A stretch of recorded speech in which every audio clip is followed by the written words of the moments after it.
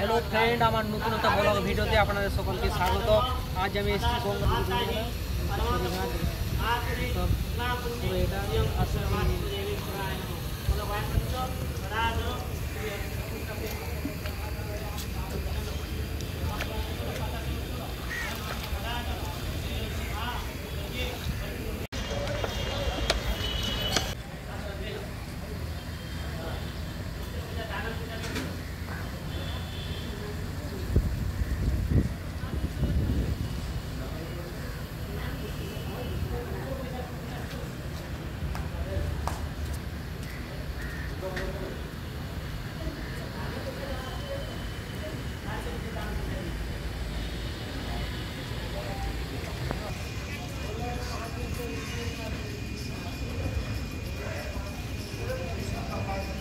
এটা হচ্ছে ফেরিঘাট। এখন আমি এখানে দাঁড়িয়ে আছি,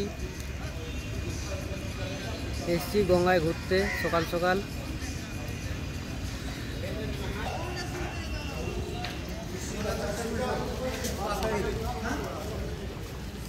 এই গঙ্গার ঘাটের পাশে মায়ের মন্দির আছে। এখানে যে দেখুন